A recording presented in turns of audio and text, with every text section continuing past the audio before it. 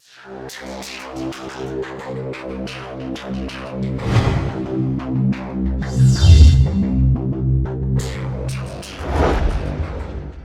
2022년 2월 11일 이정훈입니다.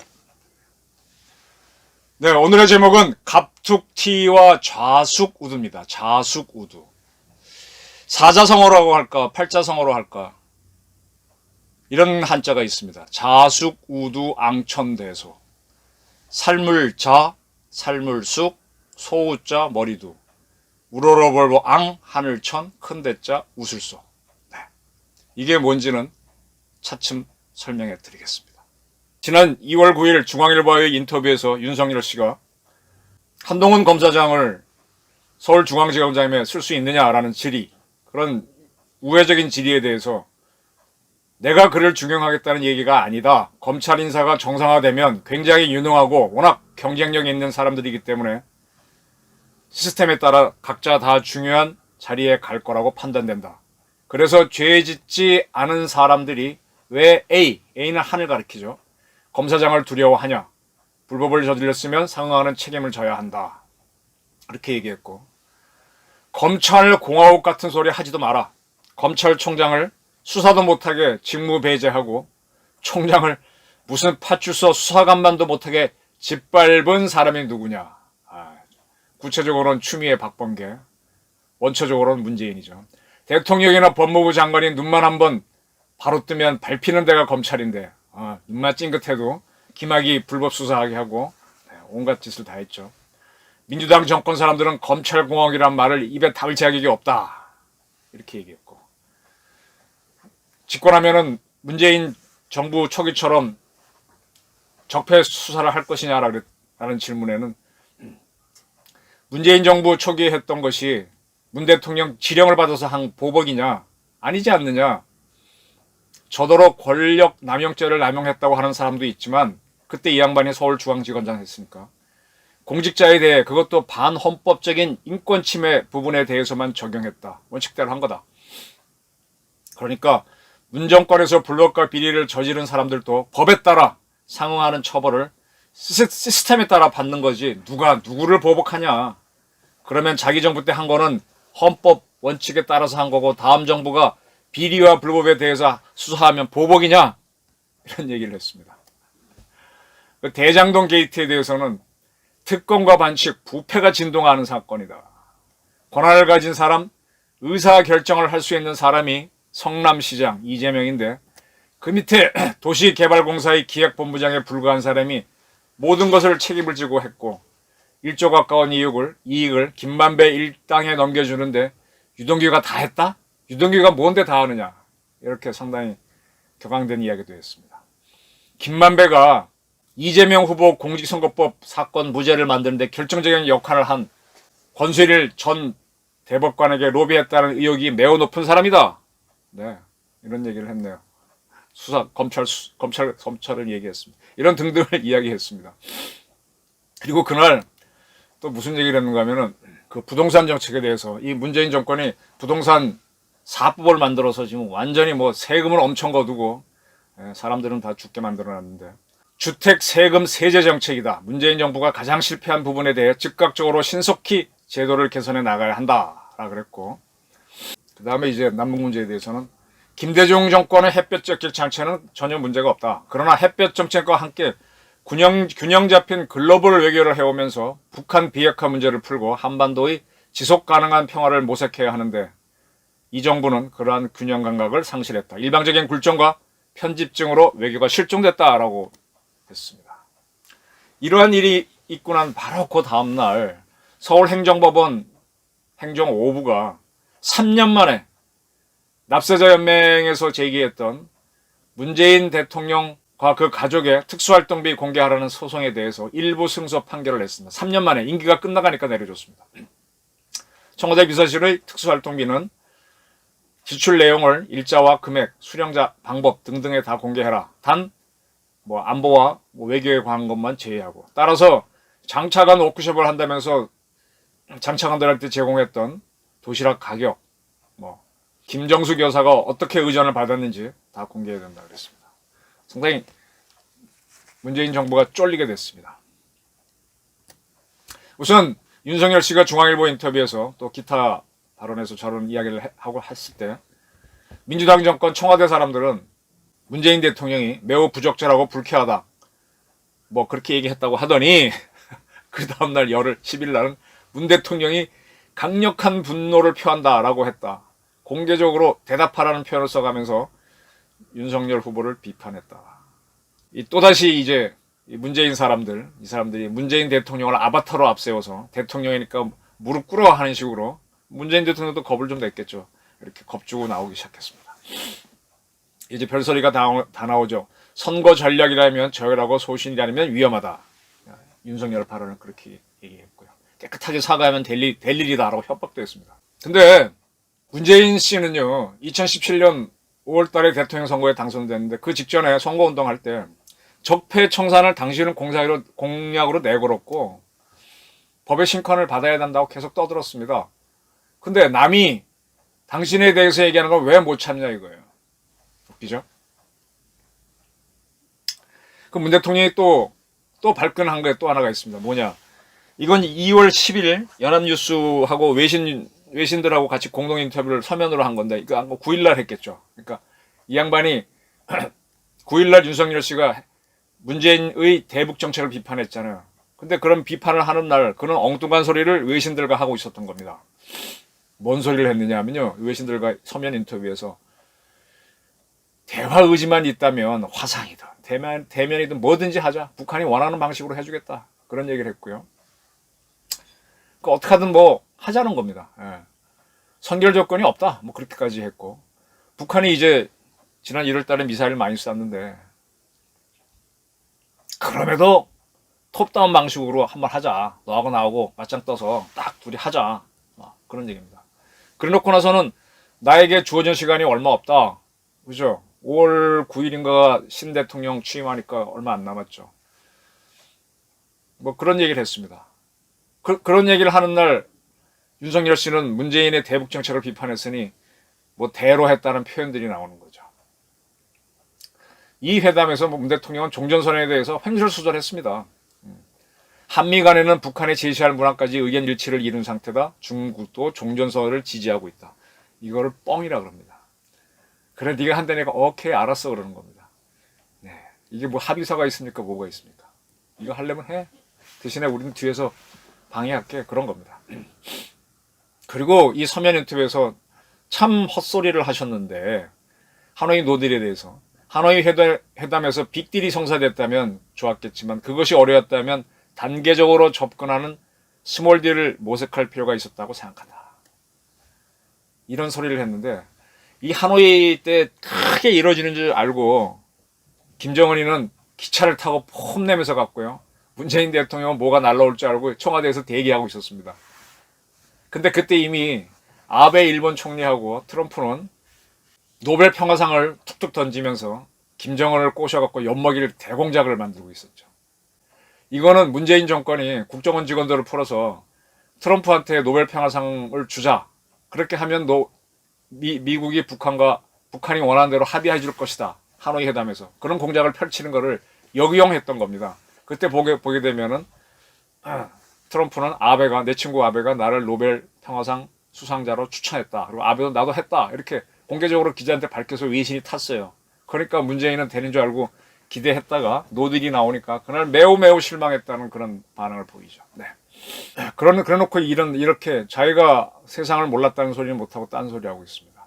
그리고 최근에 미사일 발사에 대해서는 만약 북한의 연해인 미사일 발사가 모라토리움 선언을 파기하는 데까지 나아간다면 한반도는 순식간에 5년 전의 전쟁 위기 상황으로 되돌아갈 수 있다.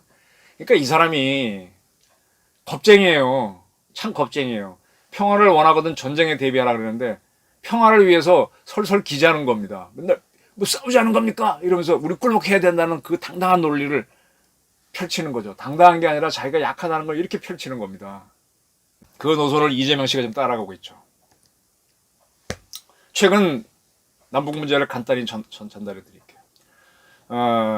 먼저 문재인 정권이 한동안 꼽혔던 시절을 돌아가겠습니다. 2018년에 남북 정상회담, 미북 정상회담이 있었는데 이건 이렇게 보시면 제일 쉬워요.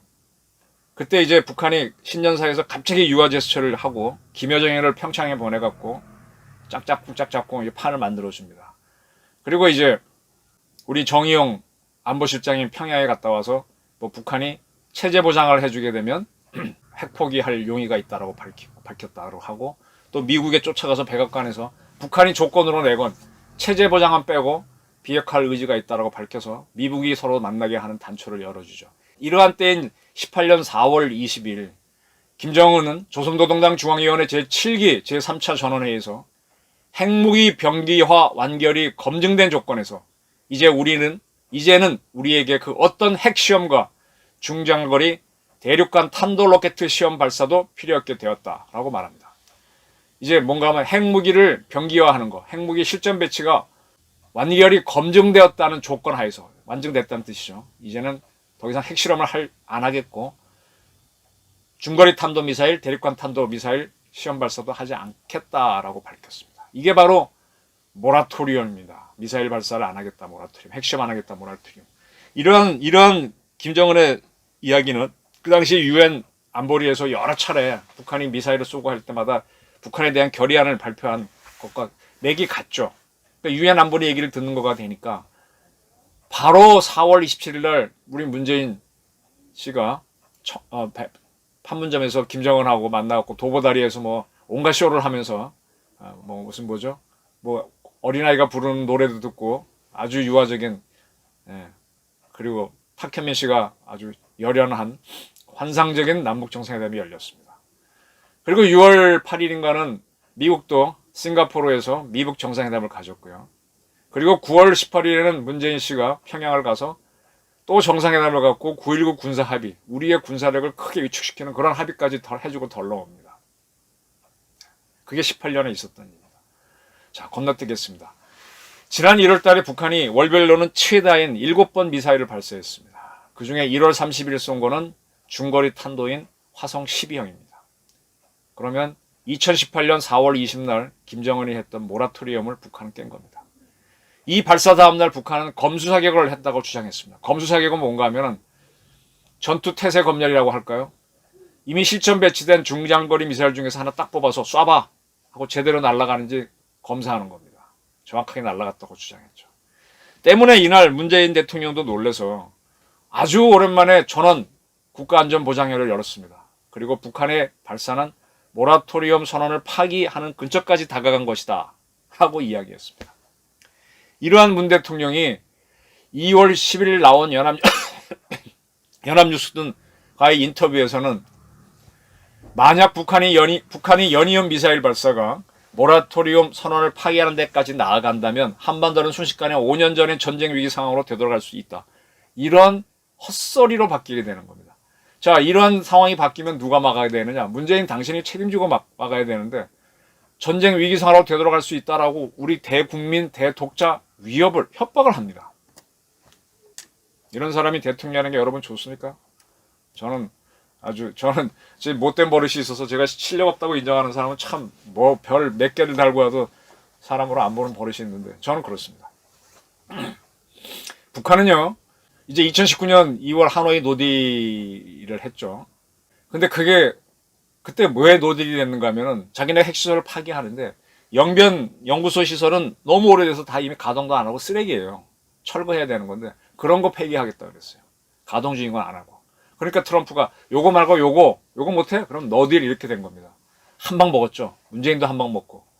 그러니까 하도 당황해갖고 또다시 보자 그래갖고 6월 30날 판문점에서 트럼프하고 김정은이 만납니다. 그때 일본서 무슨 G20 회의가 있었나? 그것 때문에 왔던 트럼프를 오게 해서 만나는데 트럼프가 역시 같은 입장을 보이죠. 이때 문재인 씨는 자기도 그 회담 끼겠다고 판문점 쫓아갔는데 트럼프가 오지 못하게 하죠. 못 들어오게 하죠. 그래서 끝난 다음에 나올 때 낑겨가지고 막 악수하면서 허허 웃으면서 3자 남북 정상회담 했다 뭐 그런 주장하는데 참 가관입니다. 제 입장에서는. 그런 일이 있었습니다. 18년 지나가고 19년 계속 안 좋았죠. 20년 안 좋다가 21년 지나고 22년 1월 30일 북한이 탄도미사일 중거리 쏘기 전인 열흘 전인 1월 20일 북한은 잠정 중지했던 모든 활동을 재가동하는 문제를 검토해 볼 것이라고 분명히 운을 띄웠었습니다. 모라토리엄 깨겠다는 걸 해놓고 열흘 후에 모라토리움을 깨는 발사를 한 겁니다. 이것만이 아닙니다. 그러면 문재인 대통령은 북한이 모라토리움 깨겠다는 얘기도 띄웠고 실제로 깨는 행동을 했는데 외신과의 연합뉴스와의 행동에서는 뭐 깨면 뭐 이런 얘기 하거든요. 되게 이게 답답한 사람이에요. 자, 다시 돌아갑니다. 윤석열 씨가 한 말에 대해서는 바로 튀어나와서 갑자기 툭 튀어나와서 뭐 대로했다 그러는데 북한이 이렇게 하는 거에 대해서는 끙끙끙끙 아주 인내를 발휘합니다. 북한이 문재인 대통령을 얼마나 건드렸는지 아십니까?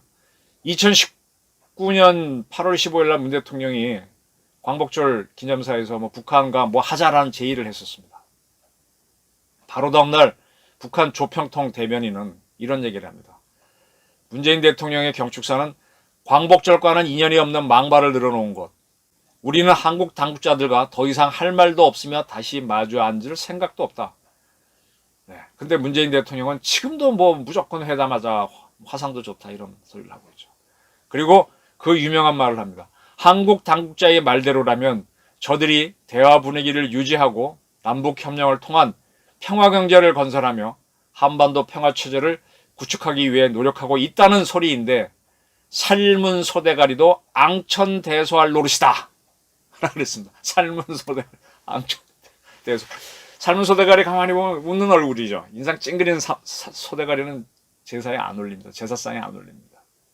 이게 그 유명한 삶은 소대가리 반응입니다. 이때 문 대통령 갑툭튀 안 했습니다. 비난 안 하고 지금도 안 하고 있습니다. 지금도 어떻게든 정은이하고 화상이라도 만나자 그러고 있습니다. 저는 이 문재인 정권에 이번에 이제 이재명 씨 부인 김혜경 씨 불법 의전 진짜 갑질 중에 상갑질이죠. 이 정권 초기에 대한항공의 조연아 씨, 그 조 회장 딸인데 그분은 어쨌든 대한항공에서 간부로 있습니다. 그래서 뭐 승무장한테 갑질 땅콩 때문에 비행기 돌려라 그랬다가 나와가지고 난리가 났었죠. 네. 난리가 났었죠. 그것 때문에 화병 때문에 그 조 회장이 돌아가시기까지 했죠. 그리고 또 부인 조 회장 부인 뭐까지 나오고 난리가 났는데 지금 김혜경 씨가 한 거는 이건 넘어서잖아요. 자기가 봉급 주지도 않는 사람. 경기도나 성남시에서 봉급을 주는데 자기가 지사도 시장도 아닌데 마음대로 부리고 마음대로 먹고 같이 먹고 지 남편 봉급 갖고 먹어야 될 거로 왜 남편 업무 추진비도 아니고 총무과나 기타과의 업무 추진비 갖고 먹냐고요. 이런 불법도 없죠. 이런 불법도 없죠. 지금 이 민주당은 대통령 후보를 교체도 못해요. 당장 뭐 이번 일요일 날 후보 등록하고 월요일부터 선거운동 들어가야 되는데 그럼 이건 되지도 않는 게임으로 가는 겁니다. 그러니까 이게 대통령 당선돼도 김혜경 씨는 횡령, 배임, 이재명도 그렇고 대장동을 차치하고 이거라도 조사를 받고 기소가 돼야 될 처지입니다. 지금 대통령이 아닐 때 한 거니까. 그리고 문재인 대통령도 김학의 씨 불법 수사를 지시하고 한 거 있으니 조사 받아야죠. 그 다음에 법에도 없이 탈핵 수사를 하게 했으니 멈추게 했으니 불법 지시로 조사 받아야죠. 그 자기들이 적폐의회만 나오면 빨끈하고 겁이 나는 거 도둑이 재발절입니다. 자, 지금 도어 언론들은 문 대통령이 저런 말을 했기 때문에 친문 세력이 모이고 뭐가 모일까 그러는데 옛날에 JP가 충청도가 핫바지냐라고 해서 충청도를 모아서 자기 세력을 확보한 적이 있는데 될까요? 뭐 윤여준 씨는 그렇게까지 얘기할 필요가 있었느냐. 오히려 친문 세력을 도와줬다 그러는데 저는 뭐 목소리만 커지지 늘어나지는 않을 거라고 봅니다. 그리고 뭐 미국이 종전선언에 동의해줬다고 웃기는 소리 하고 있네. 미국은 힘이 있기 때문에요. 지금 계속 전략 무기를 한반도로 보내면 북한은 미사일 쏘면서 대응합니다. 그러면 그럴수록 문재인 정권하고 대화 못합니다. 미국이 그래 하고 싶은데 하면서 얼마든지 문 정권을 엿먹일 수 있습니다. 저는 이번 대선이 상당히 안철수 씨가 할 수 있는 거는 이재명과의 단일화죠. 이재명 씨와의 단일화죠. 그 정도 수가 더 있지 않고 그 외에 뭐 더가 있겠나 이렇게 봅니다. 상당히 지금 안철수 씨가 고민이 많을 겁니다. 이런 상황이니까 지금 어떻게든 좌파들 문재인 정권 사람들 살아야 되니까 대통령이 대로 했다는 표현을 해서 갑자기 툭 튀어나오게 해갖고 자기 세력을 모아보는 거죠. 야 우리 다 죽는다 말이야. 우리 먹은 거 하나야? 한두 개야? 이재명이처럼 저 다 당한다. 그러니까 이제 결집을 하는데 참 문 대통령도 참 좌파들한테 많이 이용당합니다. 오늘의 주제는 튀와 자숙우두였습니다. 경청해 주셔서 감사합니다.